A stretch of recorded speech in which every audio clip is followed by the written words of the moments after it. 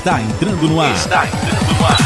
Pelas ondas da Rádio Universitária da UFRR 95,9. O programa Por Dentro da Ciência. Uma iniciativa do Departamento de Física da UFRR, com a participação de professores e alunos. Um programa que vai abordar as ciências naturais e humanas de forma pedagógica, contribuindo para uma educação científica no estado de Roraima. Programa Por Dentro da Ciência.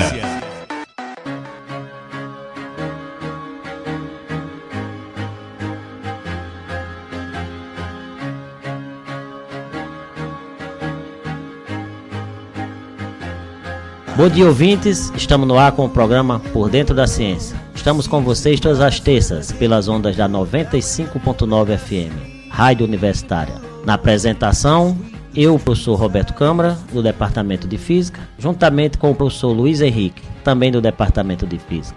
Bom dia, professor Luiz Henrique. Bom dia, meu caro, bom dia, ouvintes. No estúdio, temos o apoio na técnica de som do operador Leonardo Paixão. Também é aluno do nosso Departamento de Física. Na direção de programação, temos nosso amigo Felipe Reis, diretor do Núcleo de Rádio e TV Universitária.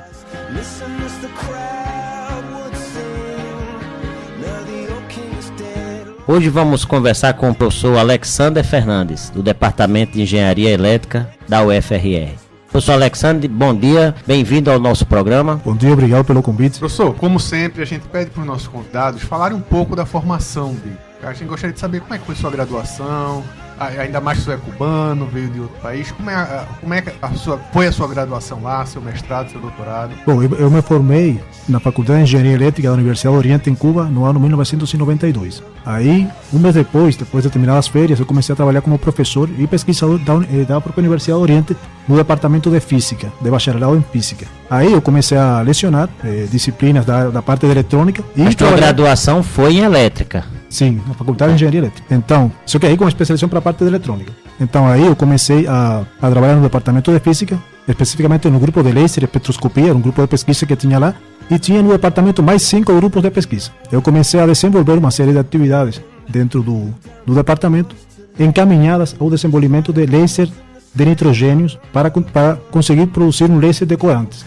A intenção disso era projetar um espectrofluorímetro universal, que tivesse como fonte de bombeamento um laser de corantes. Alex, eu vou te chamar de Alex, que a gente é mais acostumado assim. Explica para o ouvinte essa tua especialização de construir laser, como é que funciona o laser e qual é a característica do laser, por que ele é tão importante? Bom, eu não sou físico, eu não vou falar muito da parte física, vou deixar isso para o físico, mas o laser ele tem uma característica que a luz é coerente. Por ser luz coerente, pode ser utilizada em várias aplicações, mas na aplicação que eu ia trabalhar naquele momento, a principal função seria obter uma alta intensidade nas componentes espectrais com que você iria excitar os componentes nos quais iria fazer a determinação dos compostos. Por exemplo, aquele equipamento que um espectrofluorímetro, a intenção dele era, através da técnica de fluorescência molecular, você conseguir determinar concentrações extremamente baixas, que por outras técnicas praticamente era impossível você determiná-las. Então, se você utilizar, por exemplo, uma lâmpada de xenônio de alta pressão, essa lâmpada tinha um espectro contínuo e tinha uma alta intensidade, só que para determinados componentes espectrais, ela não conseguiria nunca ter a intensidade do comprimento de onda que ia produzir naquela faixa um laser de corante. Então, o objetivo era tentar excitar com uma maior taxa de energia aquele composto para obter uma sensibilidade maior. Professor, só uma pergunta. No caso, a espectroscopia que o senhor fazia era de absorção ou de emissão? Era de emissão. De fluorescência. Tá, e a minha pergunta é, se por um acaso você tem uma concentração muito baixa, para você excitar esses átomos, você tem que ter um laser extremamente potente. Sim, mas o que acontece? A intenção era determinar concentrações bem baixas, mas fundamentalmente para a parte médica, a parte de medicina, biologia. Não era concentrações... o físico, quando pensa em concentração extremamente baixa, já está pensando em energias super altas. Mas a ideia era fazer determinações para... Ou seja, um equipamento que era... para ser uso da parte médica e da parte de biologia. Você lembra quanto era a potência desse laser? Só para o ouvinte ter uma ideia. Não, esse laser não foi desenvolvido completamente. Esse laser não foi desenvolvido. Esse laser foi começado a ser projetado e a ideia qual era? Primeiro, a primeira coisa era tentar produzir o laser de nitrogênio. Queria ser a fonte de bombeamento para o laser de corante. Então, por causa, Cuba é um país que tem embargo e é difícil conseguir alguns componentes. Nós fizemos um primeiro projeto de espectrofluorímetro, que ele inclusive ganhou um prêmio nacional em Cuba, que ele utilizava como fonte de excitação uma lâmpada de xenônio. Primeiramente uma lâmpada de 3 kW, e depois foi substituir essa lâmpada por uma lâmpada de 150 watts, fazendo otimização da parte elétrica e da parte óptica do sistema. E foram continuados os trabalhos para o desenvolvimento do LSD nitrogênio, que seria a fonte de bombeamento. Depois tivemos dificuldade para conseguir os capacitores que precisávamos e o projeto foi parando por causa de recursos financeiros. E não chegamos nunca a construir completamente o LSD corante, mas a intenção era substituir a lâmpada de xenônio. Mas isso apenas foi um dos trabalhos que eu fiz. Um dos trabalhos, era isso que eu ia perguntar. E aí você vai fazer o mestrado também na mesma área? Bom, quando eu fui fazer o mestrado, na verdade foi um colega meu que ele se Você fez o mestrado aonde? Na USP, em São Paulo. Na USP, no São Laboratório Paulo. Eletrônica e Potência, no Departamento de Engenharia Elétrica. Então lá, teve um colega que ele viajou para fazer seu mestrado aqui na USP, e aí ele conversou com um professor lá, que foi finalmente meu orientador, e ele tinha alguns interesses lá em trabalho de pesquisa. Um deles era estudar os ignitores de pulso superposto para lâmpada de descarga de alta intensidade, ou seja, são os sistemas que se utilizam para fazer a ruptura da rigidez elétrica da coluna gasosa dentro das lâmpadas de descarga. Aquelas lâmpadas que são utilizadas em iluminação em exteriores. Lâmpada de sódio, lâmpada de mercúrio, vapor metálico, etc. Por quê? Porque esse tipo de lâmpadas, elas utilizam esse elemento obrigatoriamente, porque todo mundo que sabe um pouco sobre descarga plasma sabe que se você tem dois eletrodos dentro de uma cavidade e lá dentro tem um certo gás, uma determinada pressão, você vai provavelmente precisar fazer a ruptura. Então, esses sistemas o que fazem é justamente aplicar um pulso, você ionizar aquele gás, fazer condutor aquele canal para que comece o processo de evaporação dos componentes metálicos que estão condensados na parte inferior do bulbo.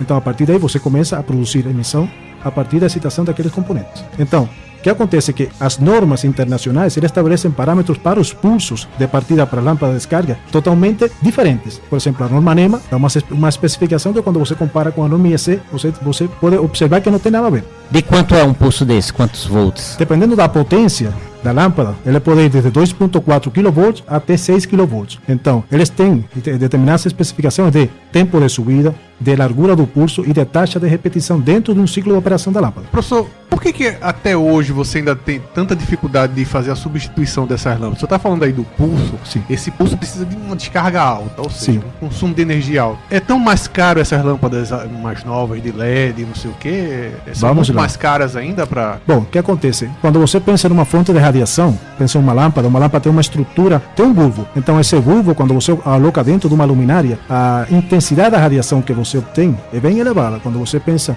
numa luminária LED, já a tendência, obviamente, a tecnologia irá fazendo com que essa tecnologia LED chegue um momento a se equiparar enquanto a desempenho com as lâmpadas de descarga. Mas até o momento, existe uma preferência por utilizar ainda as lâmpadas a descarga porque elas são muito viáveis para utilizar para iluminar ambientes grandes, ou seja, estádios, etc. Então, estacionamento. Mas essas lâmpadas, por exemplo, lâmpadas de sódio de alta pressão, que são as lâmpadas mais eficientes. Claro, as mais eficientes dentro delas são as de baixa pressão, sódio e baixa pressão, que chegam até 200 lumens por watt.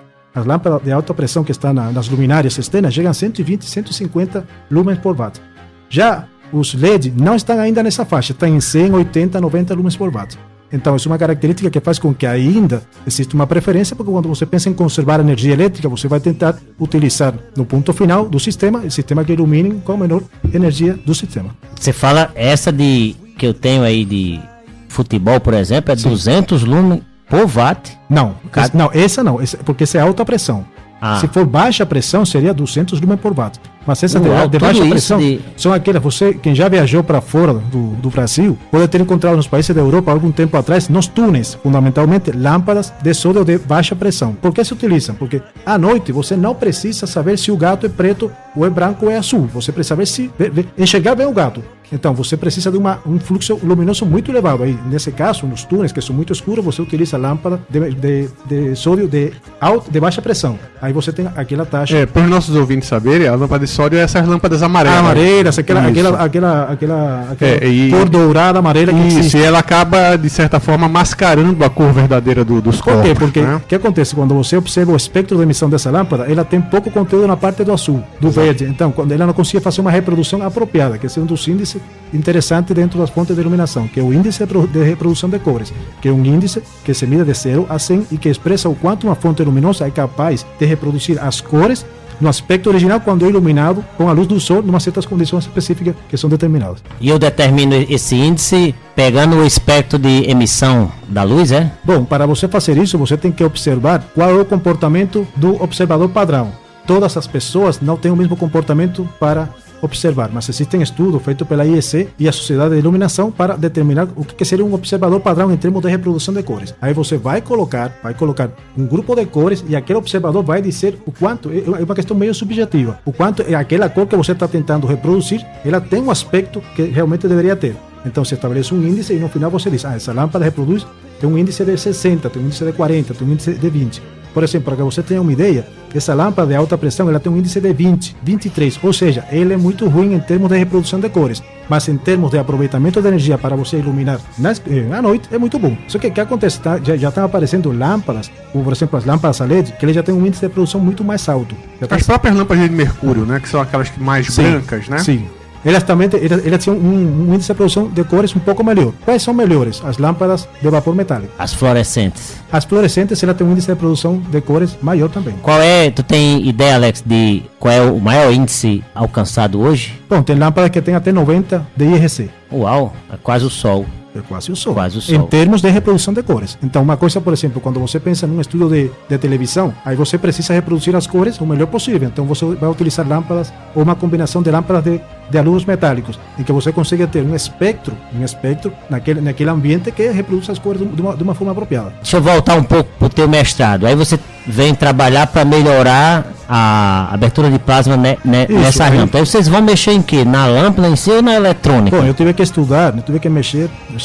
Muitas pessoas falam que você é meio físico há muito tempo. Então, tive que mexer primeiro nos fenômenos para que acontecesse a ruptura. Você sabe que tem ruptura por tensão e ruptura por corrente. Então, esses dois fenômenos eu tive que estudar primeiro como acontecia isso dentro de um cilindro fechado, com 2 eletrodos separados, com uma certa pressão de gás, etc., para tentar entender os processos físicos. A partir de aí, eu me propus verificar se o que era recolhido nas normas, isso estava conduzente com a realidade ou eram simples valores que tinham sido adotados para conseguir fazer a partida. Então, a partir desses estudos, eu determinei que não era preciso que esses pulsos tivessem aquela amplitude toda. Com certeza, com aquela amplitude, você iria, em determinadas condições de pressão atmosférica, temperatura média, etc., conseguir a partida da lâmpada. Mas, por exemplo, eu fiz alguns estudos em que conseguia partir lâmpadas de qualquer potência, até 1 kg, com 1.2 kV, não com 6 kV, porque o que acontece? Quando você aplica tensões muito elevadas, aí você pode estar induzindo transiente eletromagnético, pode estar quebrando, por exemplo, o próprio reator. Só que isso, claro, que já existem normas e você vai aplicar o que diz a norma, mas pode ser feito reajuste nessas normas para tentar melhorar e tentar emitir menos interferência eletromagnética, tá certo? Realmente, isso aí é optoeletrônica, né, na verdade.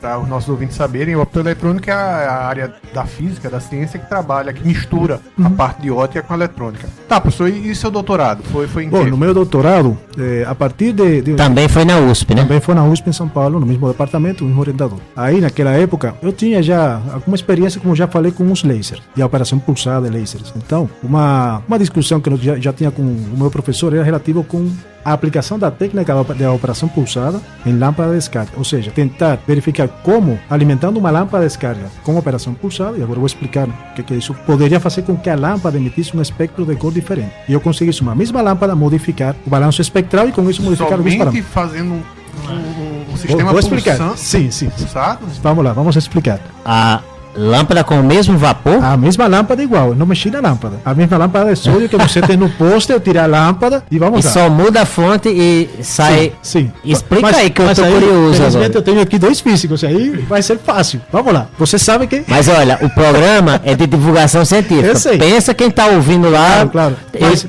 A gente tem um ouvinte, Alex, que eu fico muito feliz, que ele tem ensino médio, é motorista de táxi e diz, professor, eu escuto toda terça-feira. Tá, então, perfeito. Lembra dele. Isso, vamos explicar. As lâmpadas de sódio que se utilizam para iluminação pública, elas têm uma certa potência, tá certo? Tem uma das 3 características colorimétricas que ela tem, que são essas características colorimétricas são o fluxo luminoso, que é uma grandeza, tem a temperatura de cor e tem o índice de reprodução de cores. São essas 3 grandezas que caracterizam uma fonte de iluminação. Mas o que acontece? Já operando já pensando como a lâmpada funciona internamente, essa lâmpada, ela precisa para funcionar de 3 elementos. Precisa da energia, precisa de ser estabilizada e precisa de um sistema que faça a partida, que faça com que ela conduza, porque ela não tem um filamento, como uma lâmpada incandescente antiga, que tem um filamento, você colocava uma fonte, circulava uma corrente e ela já emitia. Aqui não, aqui você tem 2 eletrodos, não é igual eletrodo que filamento. Então, o que acontece? Essa lâmpada, quando você alimenta com a tensão senoidal da rede, 220 volts, que tem o chamado reator, que é um reator eletromagnético, algumas pessoas chamam de transformador, e tem o ignitor, que é o sistema para fazer a partida, vai circular uma corrente dentro do ciclo da rede, a nossa rede tem 60 Hz, dentro do ciclo, circula uma corrente na lâmpada, que vai fazer com que esse plasma, uma vez que já foi feita a ignição, ele chegue, ou ele atinja uma determinada temperatura. Vamos pensar em energia. Então isso vai fazer, como você dentro da lâmpada tem determinados componentes, você tem xenônio, você tem mercúrio e você tem sódio. Então cada um desses elementos, se forem excitados, eles vão produzir uma emissão em determinada faixa espectral, em determinada banda de frequências. E isso vai dar uma característica à luz emitida, tá certo? Só que se pensamos, por exemplo, na estrutura, o diagrama grotriano do átomo de mercúrio, que esse diagrama grotriano é um diagrama que expressa como se comporta, qual é a energia que você precisa aplicar para excitar determinados níveis do átomo. E nos processos de relaxamento, aí você terá emissão de luz. Isso é um pouco da física que nós estudamos no ensino médio, etc, etc. Então, a lâmpada de sódio se chama lâmpada de sódio porque é o sódio que dá o aspecto à luz emitida. Mas quando você pensa na composição molar, tem mais mercúrio que sódio. Então, era para ser chamada lâmpada de mercúrio.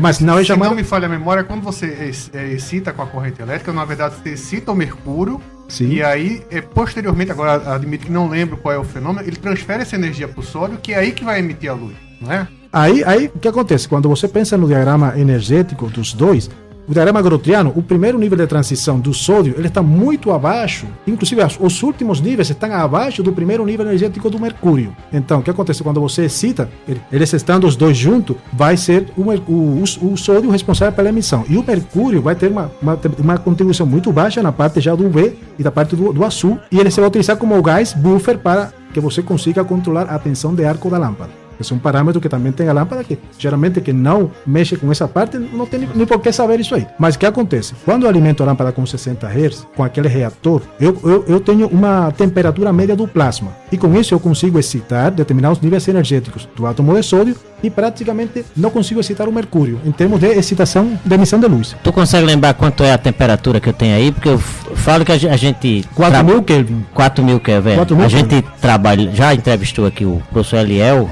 Ele trabalha com plasma aí. Sim. Plasma aí é de 60.000 Kelvin. É numa... Sim, mas já é outra aplicação. Outra aplicação. Sim, aí voltando lá, você altera então. Agora vamos quem está emitindo. Isso, agora vamos explicar.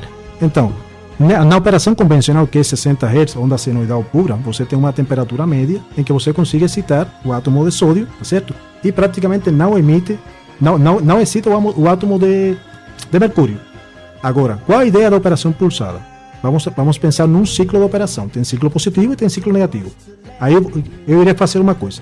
Eu vou tentar alimentar a lâmpada com um pulso de corrente de alta intensidade, grande amplitude, mas de curta duração. E entre esse pulso e o pulso seguinte, eu vou deixar a lâmpada trabalhando com uma corrente muito baixa. Por quê? Porque eu vou excitar com uma energia muito alta esse plasma. Essa corrente baixa contínua? Não, alternada. Também?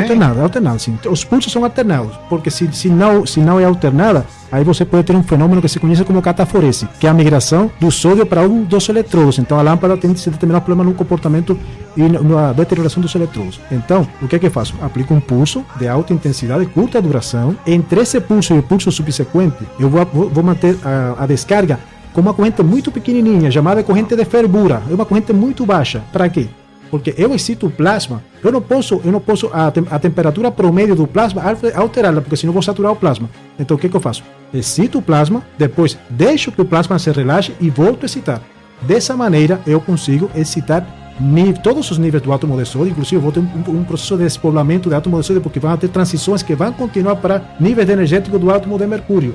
Então, provavelmente, isso vai produzir, no final, uma perda de fluxo luminoso da lâmpada. Mas aí eu vou conseguir excitar... Me corrija se eu estiver errado, professor. Então, você está aproveitando aí o tempo de relaxação do sistema, não é? Exatamente. Eu estou trabalhando nessa parte para tentar que o sistema Antes de relaxar, eu só... Antes que relaxe completamente, eu aplico outro pulso. Então, eu estou tentando aproveitar e tentar levar átomos de sódio excitado para que apliquem energia também aos átomos de mercúrio. Então, dessa maneira, eu vou ter uma determinada despolamento, e vou ter com isso uma perda de eficiência da lâmpada, de 10% aproximadamente, mas eu consigo aumentar a temperatura de cor até 3100 Kelvin. Ou seja, já a lâmpada tem um aspecto na iluminação que parece uma luz mais branca. Então, um dos propósitos dessa pesquisa era pensar que essa lâmpada pudesse ser utilizada para aplicações de iluminação em interior. Ou seja, no final das contas, tanto o sódio como o mercúrio vão emitir luz. Agora sim, agora já estaremos fazendo um sistema que os dois componentes que estão lá dentro participarão do processo de emissão e vou ter um espectro enriquecido em termos de reprodução de cores finalmente. E a intervenção que você faz na eletrônica? Porque hoje a eletrônica dessas lâmpadas é padrão, você vai ali no balcão e compra. A intervenção que é preciso fazer numa eletrônica já padronizada é muito grande? É um conversor eletrônico de potência projetado fonte de corrente, fonte H, projetado especialmente para essa aplicação. Ou seja, não é uma coisa que você compra comercialmente. Dentro da pesquisa também teve que ser, além de entender toda a parte física que você pretendia obter, teve que ser feito o projeto do conversor eletrônico que permitisse, que não foi trivial, que permitisse você fazer essa excitação, trabalhar a lâmpada dessa maneira. Então, depois que foi feito tudo isso, nós estudamos a correlação entre os parâmetros do pulso, da técnica, e os parâmetros colorimétricos da lâmpada. Ou seja, em função de qual era a intensidade do pulso, de qual era a duração dos pulsos, como se comportava... E da frequência também desse pulso de alta intensidade. Exatamente, da frequência, duração, taxa de repetição, tudo isso para tentar determinar qual seria... Porque no final a ideia é você iria projetar, ou poder projetar um sistema, pode ser comercial, em que utilize essa lâmpada para aplicação em interiores. Mas você tem que ter estudado todos esses processos. Então, além da influência sobre a relação com os parâmetros colorimétricos, nós determinamos no doutorado um assunto muito interessante. E foi o seguinte: a lâmpada emitia som. A lâmpada se comportava como um alto-falante. Por quê? Porque a lâmpada, na estrutura de fixação mecânica, ela tem componentes metálicos. Ou seja, ela tem hastes de níquel que levam a corrente para o eletrodo superior e para o eletrodo inferior. Todos esses elementos eles se fixavam, ou se fixam, na forma de uma... Como dizer em espanhol, não seria como dizer em português, uma ampola de vidro que fecha no final e tudo isso se acopla ao bulbo externo, tá certo? Então, o que acontece? Como você está fazendo com que circulem correntes de alta intensidade, você está induzindo campos eletromagnéticos de alta intensidade locais. Isso pode favorecer... E esse corpo é todo metal, né? Essa parte metálica, a parte externa é... Então, que você poderia estar induzindo magnetotricção nesses elementos. E vocês sabem que a magnetotricção é uma mudança isocórica, ou seja, volume constante do material que se sintoniza com o campo magnético pulsante e ele acopla essa vibração à parede do bulbo e isso faz com que ele emita som. Ou seja, o bulbo começava a vibrar uma frequência que estava relacionada com aqueles parâmetros. Vocês chegaram a determinar essa frequência? Sim, chegaram a ouvir esse som? A ouvir, a determinar e a medir essa frequência. E a ver que relação tinha com os parâmetros do pulso, porque obviamente é um sistema mecânico que tem frequência de ressonância, etc. Em algum momento se amplificava. Mas me diga uma coisa, professor, vocês não tentaram tirar esse som, não? Porque de certa forma isso é perda de energia, não é? Claro. O problema é que, além desse fenômeno, nós determinamos que tinha outro efeito que estava produzindo o som, que era efeito fotoacústico. Quem estava produzindo esse efeito fotoacústico? O feixe pulsado da luz. Por quê? Vamos lá.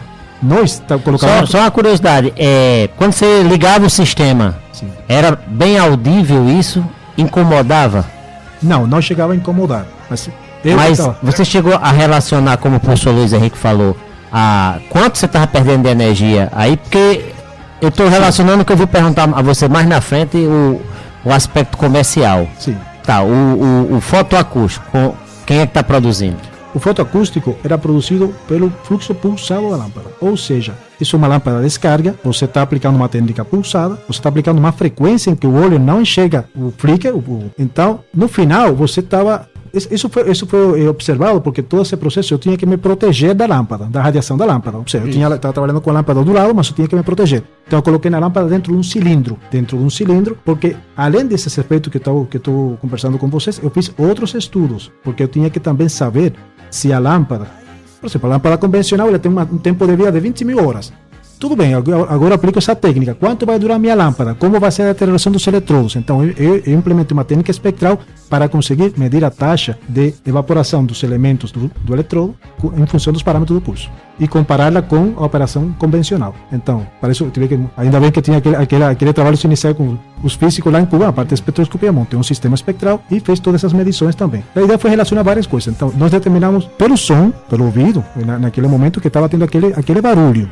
Então, aí eu fiz uma proposta, fiz um estudo como orientador para tentar produzir um sensor que desse um sinal que estivesse relacionado com aquela onda fotoacústica. Então nós fizemos um sensor fotoacústico, desenvolvemos no laboratório e conseguimos correlacionar o som emitido, que era um som de outra frequência, mais baixa, com a frequência da operação do pulso e ver a relação com a intensidade. Então isso por um lado, e tinha a parte da magnetotrição, que eram frequências mais altas, ou seja, tinha um zumbido de mais baixa frequência e um zumbido de mais alta frequência. O de mais baixa frequência, que era muito baixo, quase imperceptível, era relacionado com o efeito fotoacústico, e o outro era com magnetotrição produzido pela circulação de corrente de alta intensidade. Alex, aí eu vou fazer a pergunta: vocês chegaram a ter apoio ou apresentar esse trabalho para alguma indústria de lâmpada? Porque você fazer isso para aproveitar essas lâmpadas em ambiente fechado seria muito interessante, principalmente para sala de aula, para ambiente fechado. Bom, vou falar, eu tive a sorte, mas também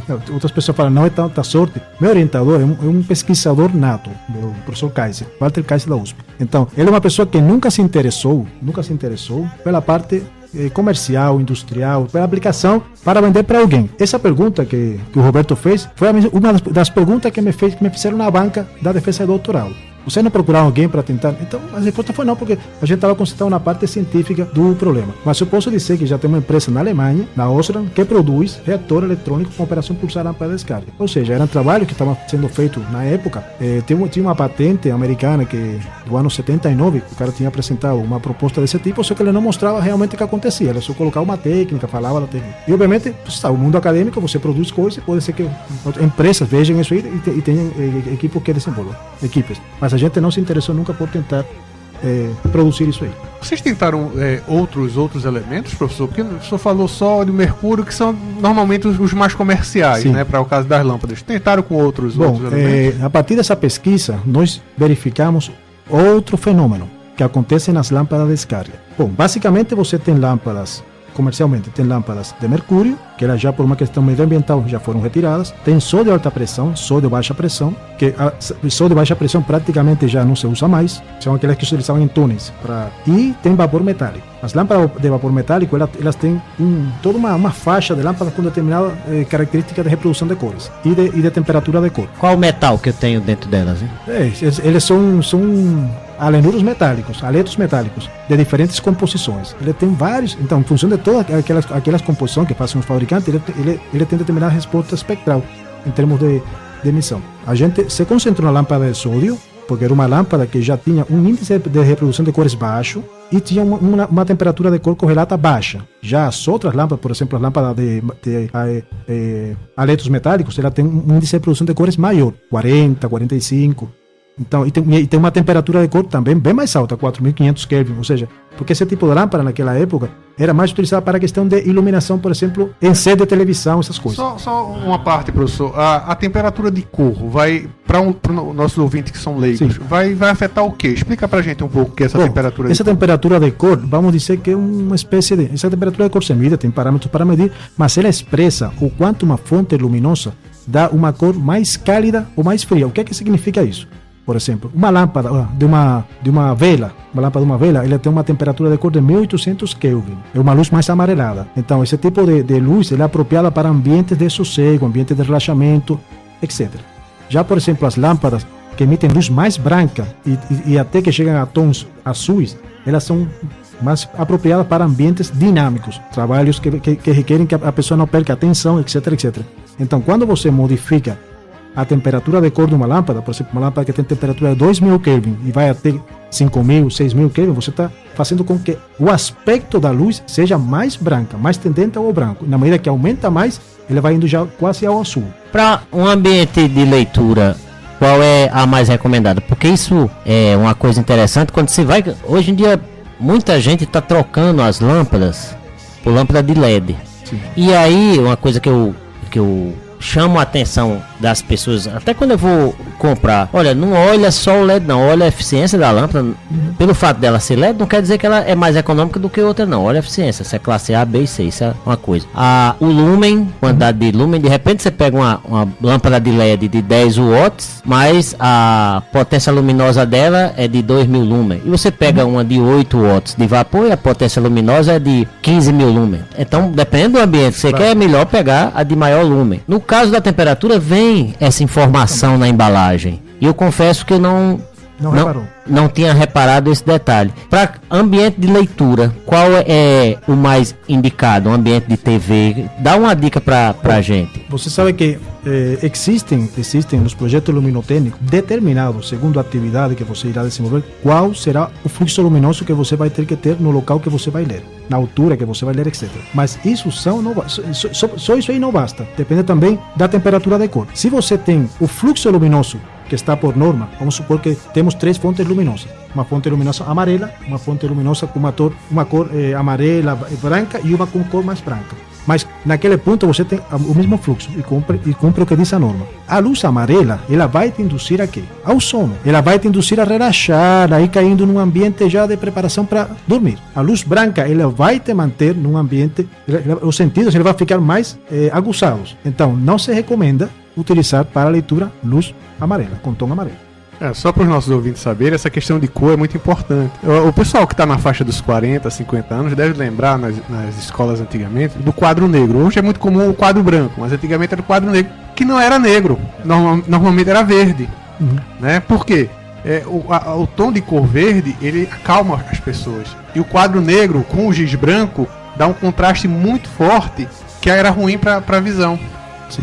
Outra coisa interessante, para os nossos ouvintes saberem, os sinais de trânsito. A escolha do vermelho, do verde e do amarelo não é uma escolha aleatória, não. Só para você saber, o amarelo é a cor que a gente mais enxerga. Exatamente.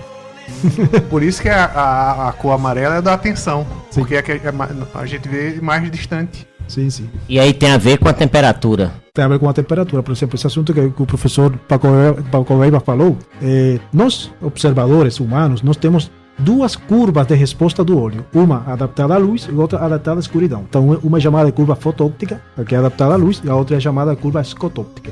Então, a curva fotóptica coincide a nossa maior sensibilidade espectral com o amarelo. Já à noite, já temos deslocamento dessa curva. Eu já admito que já não sei qual é a cor, professor. Não, no sentido assim, por isso que... Não, isso aí coincide com o que o professor está falando. O verde também está perto da faixa que nós também mais enxergamos, mas também produz acalma os alunos. Tem vários aspectos. A luz e a psicologia estão muito ligadas. Isso. Tem muito aspecto psicológico que você pode resolver só com iluminação. Eu já li no Feng Shui, isso é uma coisa que os orientais usam. Você coloca num ambiente de restaurante cores vermelhas porque estimula o apetite, né? Ou seja, você vai consumir mais lá no ambiente. Então, seria por aí essa interferência, essa relação, da cor com a psicologia? E a fisiologia também. Tem muita influência. São campos muito relacionados. Muito interessante. A gente está aqui no programa Por Dentro da Ciência, aqui na 95.9 FM, conversando com o professor Alexander Fernandes, Departamento de Engenharia Elétrica da UFRR, tratando de estudos de lâmpadas, de cores. Professor, e o que mais vocês conseguiram descobrir desse comportamento da lâmpada? Eu fico curioso porque, como muita coisa na academia, você vai ver, tem toda uma aplicação prática e a indústria não se interessa. Ou a gente não vai lá bater na porta da indústria, que eu acho que muitas vezes acontece assim. O que mais você destacaria de interessante no teu trabalho de doutorado? Bom, o mais interessante que eu consegui verificar no meu trabalho de doutorado, além de aprender bastantes coisas da parte da física, que eu sempre gostei muito, foi a inter-relação que tem os fenômenos e como você vai ter que ter um pensamento complexo para conseguir atender esses fenômenos. Por exemplo, geralmente o pessoal que trabalha na parte de engenharia elétrica, ele se concentra nos conversores, na parte energética, etc.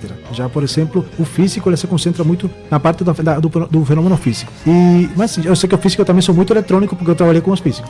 Então, também precisa, às vezes, você ter uma visão de integrar conhecimentos e áreas. E essa parte é um desafio muito grande. Então, para mim foi um desafio e que isso me propiciou depois manter determinados métodos que eu aprendi de pesquisa de como interrelacionar, tentar ir atrás de determinados fenômenos para as pesquisas futuras que eu desenvolvi em outras áreas.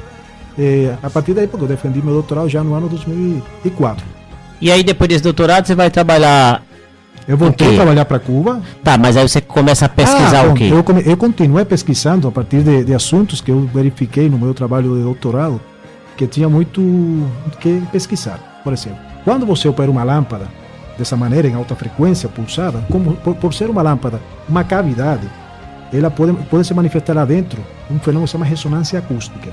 O que é a ressonância acústica? Você pode conseguir, como você está aplicando um sinal periódico na lâmpada, uma determinada potência que ele plasma, você pode chegar a excitar ressonâncias acústicas dentro daquele tubo de descarga. Então, essa ressonância acústica, que podem ser longitudinais, radiais ou azimutais, elas podem modificar a trajetória de aquele plasma, que deveria ser perfeitamente circular e reto. Ele começa a ter deformações nesse sentido. Então, isso tem impactos, por exemplo, na lâmpada de sódio de alta pressão, porque essa lâmpada ela tem um tubo de descarga que ele é muito fino. Então, o plasma ele trabalha a uma temperatura muito elevada, e se ele toca a superfície interna do tubo de descarga, que ele vai quebrá-lo. Então, você não pode excitar ressonâncias acústicas, porque senão você vai fazer com que aquele plasma toque instantaneamente o tubo de descarga, então, você desloque e o quebre. Deixa eu só entender. Eu tenho a minha lâmpada. Sim. E ali dentro eu tenho ondas acústicas. Exatamente. Então, o que faz quebrar não é o desgaste daquele vidro lá com o plasma de alta temperatura, é exatamente uma onda mecânica que está tocando nele. O que faz destruir o tubo não é a potência da onda. O que faz destruir o tubo é que o arco elétrico toque por deformação algum ponto do tubo de descarga, porque como ele está a uma temperatura muito alta, ele vai fundir aquele tubo e vai destruir a lâmpada. Então você tem que evitar e tem que tentar conhecer como que esses fenômenos se produzem, como você pode evitá-los, tá? Então a gente teve que começar a fazer a partir de pesquisas nessa parte aí, para tentar finalmente projetar um conversor eletrônico que permitisse a operação de lâmpada de descarga ou qualquer uma em alta frequência, de alta intensidade e de alta pressão, porque, por exemplo, essas lâmpadas de mercúrio que a gente utiliza aqui, fluorescentes, são de baixa pressão. Então, nessas lâmpadas não se manifesta o fenômeno de ressonância acústica. Já naquelas lâmpadas de alta pressão, se manifesta esse fenômeno se você aplica uma determinada frequência que pode excitar a frequência de ressonância do tubo de descarga. Então, dessa maneira, você tem que evitá-lo para tentar não destruir a lâmpada. Professor, o senhor tocou num ponto que é a questão da durabilidade das lâmpadas, né? Eu escutei uma história uma vez, não sei se é verdade, que existe uma lâmpada num posto dos bombeiros nos Estados Unidos que está acesa há mais de 100 anos. Sim. E rola também uma história de que as grandes empresas de lâmpadas não querem fazer lâmpadas de alta durabilidade, porque economicamente é ruim para elas. Sim. Essas histórias têm fundamento? Tem fundamento, sim, porque, vamos lá, tem fundamento. Pensemos numa lâmpada de sódio. Uma lâmpada de sódio, aqui como temos físico, mas também temos o público que está assistindo que também pode entender. Para você conseguir transferir energia, você vai precisar de uma determinada diferença de potencial entre dois pontos. Então, para tentar diminuir a função de trabalho para a extração de elétrons daquele eletrodo, você vai precisar de colocar determinados elementos que favoreçam esse processo. O que faz o fabricante? Se ele construiu o eletrodo só de tungstênio apenas, aí ele teria que gastar mais energia para conseguir que a lâmpada emitisse, etc. Aí ele vai colocar determinados elementos, que é óxido de bário, ou alguns elementos com irídio, etc., para tentar abaixar a função de trabalho daquele eletrodo. Então você, com menos energia, produzir todos os processos de emissão. Que é o que acontece? Eles poderiam colocar suficiente irídio, suficiente bário, suficiente estrôncio, para que isso dure muito. Vamos dizer que é uma pincelada. Eles passaram aí um pincel e deram uma pincelada aí. Isso vai dar uma durabilidade X na lâmpada. Se você fizesse isso com uma grossura maior, etc, colocasse mais material, porque ele não tem interesse. Quando você observa, todo mundo que observou uma lâmpada fluorescente compacta, ou qualquer uma, aquelas tubulares, vê que nas extremidades elas se enegrecem. As extremidades se enegrecem. Por que se enegrecem? Porque existe um fenômeno de sputtering dos elementos que estão aí, que eles vão viajar por ação do campo elétrico para as paredes do tubo. Então, com o tempo, se enegrece, ele fica preto, aí não consegue sair o fluxo luminoso, toda essa potência que está sendo gerada e toda a energia fica naquele ponto, aquecendo mais ainda, degradando mais a lâmpada, então a lâmpada no final cai em um processo de avalanche que se destrui muito mais rápido a partir que começa a enegrecer essas extremidades. O fabricante poderia evitar isso, mas o fabricante precisa vender. Então ele faz algumas coisas, ele faz algumas coisas para tentar que as coisas tenham uma durabilidade. Nós já conhecemos que tem coisa que você programa, como se chama? Obsolescência programada. Isso. Tem obsolescência programada e tem isso também nas lâmpadas. Devemos isso ao Henry Ford, né? tem muito. É que na produção de lâmpadas já tem mais de 100 anos. Então tem muito trabalho feito para isso. Então os caras já dominam. E essa lenda urbana aí da lâmpada do bombeiro lá, você já ouviu falar essa de... Já ouvi falar uma lâmpada do tempo do Edison lá, que é uma lâmpada que provavelmente ele foi feito com material de tungstênio com uma certa pureza. Se não me falha a memória, de alguns anos para cá, essa lâmpada ela é 24 horas por dia filmada. Sim, provavelmente. Eu nunca vi a lâmpada, só vi assim as notícias, mas eu não duvido que isso aconteça, porque provavelmente o filamento de tungstênio que foi colocado nessa lâmpada tem uma grossura, tem uma certa área que permite que não chegue a temperatura de fusão. Então, obviamente, quando você pega agora uma lâmpada, essa que já quase não existe mais incandescente, se você observa o material, que o fio que foi utilizado, ele é muito fino. E ele deve ter, inclusive, componentes, ele deve ser uma liga de tungstênio para dar a resistividade, a resistência que você precisa, dar uma determinada resistividade, mas aí provavelmente com aquela temperatura que vai atingir, ela se degrada rapidamente. E o fato da gente preponderante, o fato dominante da gente não usar mais essas lâmpadas de incandescente, lâmpada de filamento, é mesmo a eficiência energética dela, que é muito pouca? Aí vamos falar de dois aspectos. Uma coisa tem a ver justamente com isso. Essas lâmpadas, ela tem uma eficiência muito baixa. Muito baixa. Então, se você faz um diagrama em que você coloca a potência que é fornecida pela rede e no final o fluxo luminoso emitido, você vai ver que ela produz o quê? 15%, 20%, 15%, ou seja, é muito baixo. Então, com a evolução e as pesquisas na parte do sistema de iluminação, por exemplo, já as lâmpadas dicróicas aumentaram 5% mais ou menos a eficiência, mas a eficácia luminosa. Depois chegaram as fluorescentes, depois chegaram as lâmpadas de sódio, alta pressão. Agora já estamos na parte da iluminação sólida. Vamos lá, começamos por sólido, a vácuo e voltamos ao sólido, agora com os LEDs. Então já estamos no caminho de produzir sistemas que emitam fluxo luminoso muito elevado. Mas tem uma característica interessante da lâmpada incandescente, que essas novas fontes de iluminação não têm ou estão por ter. Já tem algumas soluções que conseguem isso. Por exemplo, a lâmpada resistiva pura, quando você liga na rede, o fator de potência é unitário, ou muito perto da unidade. Já quando você coloca fontes de iluminação com lâmpadas de sódio ou de mercúrio, você tem que colocar um reator eletrônico, um indutor que se opõe às mudanças abruptas da corrente, então você já modifica o fator de potência com que a rede está enxergando esse elemento. Então, e você joga também muito reativo E você joga reativo na rede. Então, isso aí não é tão bom. Se você pensa, por exemplo, nessas lâmpadas fluorescentes tubulares, as iniciais, ela tinha um reator eletromagnético e tinha um starter. Lembra aquele starter? Ela também tinha um problema com o fator de potência. Tubozinho desse. Isso, aquele tubozinho. Exatamente. Então, ele tem também um problema com o fator de potência. A ideia, e uma coisa que eu já tinha conversado com os colegas aqui, é que a parte que está tentando resolver isso, dentro da parte de engenharia elétrica, dentro da área, é justamente a eletrônica de potência. Por quê? Porque existe uma tendência hoje, com o acesso à energia, de cada vez nós temos melhores condições de vida, temos aparelhos em casa, etc, etc. Só que não podemos esquecer que sempre que nós colocamos um elemento na rede que não puxa, vamos dizer de algum jeito, não solicita uma corrente senoidal, que a tensão é senoidal, mas se a corrente não é senoidal, ele está afetando de alguma maneira a geração. Vai ter que produzir mais excitação no gerador, vai ter reativo na rede, isso tem outras consequências. Então a ideia é que hoje, entre a carga, independentemente de como for o processo, e a rede, existam conversores eletrônicos que façam com que a rede enxergue essa carga como uma carga resistiva. Essa é a ideia, ou seja, que você não distorça a corrente e não tenha reativos, não tenha...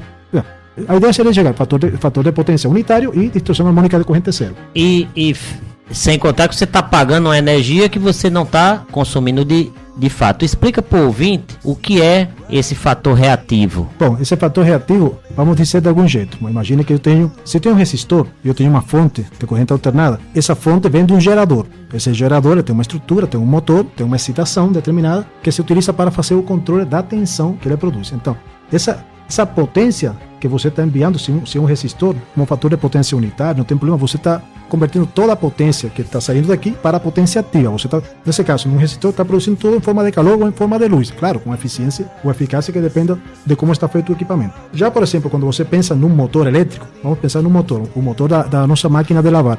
Esse motor, ele precisa de uma certa energia, mas que não produz trabalho. Essa energia, ela não é utilizada diretamente, mas ela é precisa porque senão o equipamento nunca iria funcionar. Você vai ter que criar campo magnético para que esse campo magnético produza torque e você tenha energia ativa no eixo. Mas se não existe esse reativo, você não vai ter o motor funcionando. Então vamos dizer que uma parte da energia você precisa para criar as condições para que o sistema funcione e outra parte da energia você utiliza para funcionar. Então essa é a parte que você não utiliza. Mas o que acontece? Quando você pensa nos sistemas atuais, nas cargas, por exemplo, um computador hoje, ele tem uma fonte e depois essa fonte reduz as tensões para níveis para que funcionem todas as placas internas, HD, etc, etc. Essa fonte, dependendo da topologia, da estrutura que tiver, ela pode ser altamente contaminante em termos da rede. Por quê? De reativo. Porque imagine que tenha apenas um filtro, um retificador, desculpe, a 4 diodos e um filtro capacitivo. Isso vai fazer com que a corrente solicitada não seja senoidal. Então ela vai já estar produzindo uma distorção da corrente.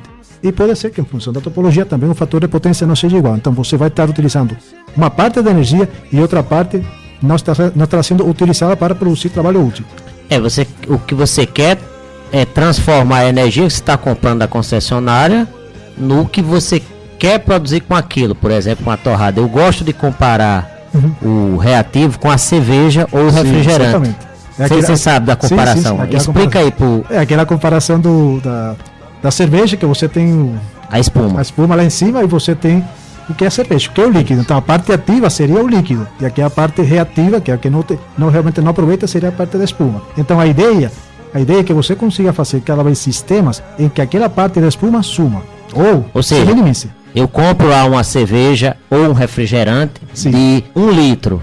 Eu quero tomar 1 litro, mas dependendo da forma como eu derrame no copo, exatamente, eu vou ter ali naquele copo de 200 ml, 30 ml de espuma. Espuma eu não tomo, o que eu tomo é o líquido. Então é isso que ele está explicando de reativo. A gente tem que diminuir a espuma. E a espuma é toda esse campo magnético para dar as condições de o motor funcionar. Alex, tem uma coisa muito interessante que a gente tem que tocar. Até quando eu comentei que você ia ser um dos entrevistados, o nosso colega lá da contabilidade, o Rubem, ele lembrou essa onda. Vamos sair um pouco do assunto das lâmpadas e entrar nessa parte de geração. Hoje em dia a gente está com uma onda muito interessante de energia solar, energia eólica. Como é que você vê esse tipo de geração de energia é suficiente para manter a sociedade que a gente tem hoje, que precisa de tanta energia elétrica? Ou seja, a gente consegue manter o mundo com a eletrônica que a gente precisa só com a energia solar e só com a energia eólica? Você que é um estudioso dessa área, explica. Bom, eu poderia dizer categoricamente que sim, seria possível, só que depende de que se desenvolvam tecnologias que ainda estão para se estabelecer. Por exemplo, o desafio fundamental que tem o setor elétrico para chegar nesse ponto é que você tenha elementos de armazenamento de energia que permitam que esses sistemas, quando estejam gerando, você consiga armazenar energia para períodos em que você não irá utilizar. Mas isso é um campo que ainda está aberto e que não vai ser para agora. Existe muita pesquisa na parte de armazenamento de energia, supercapacitores, etc. Sistemas que permitam que você tenha grandes geradores, usinas hidrelétricas, usinas fotovoltaicas gerando, certo? Porque potencial de vento nós temos, potencial solar nós temos, suficiente para absorver atualmente e futuramente o nosso consumo de energia. Mas o problema não se trata disso. O problema é que hoje a matriz energética a nível mundial, ela tem que está fazendo uma mudança. Antigamente se funcionava assim, você tinha grandes centros geradores, grandes usinas geradoras e você transportava por redes muito grandes a energia até os locais de consumo final. O conceito hoje, a partir da incorporação das fontes renováveis, é que você tenha geração distribuída. O que é geração distribuída? Você vai ter pontos geradores em diferentes locais, com mínima distância das redes até os consumidores finais, de forma até que você tenha menos perdas de transmissão e distribuição, etc. Então, essa seria uma das possibilidades, ou seja, tentar fazer sistemas em que... Tu tem ideia de quanto é o percentual de perda hoje nesse sistema de transmissão que a gente tem? Já leu alguma coisa? Aqui não li aqui em Boa Vista para saber qual Qual a porcentagem, fator de perda, não tenho informação sobre isso aí. O que posso dizer é que a mudança dos paradigmas em como se colocam os sistemas de transmissão e distribuição são que vão permitir que você tenha sistemas que possam garantir o teu consumo.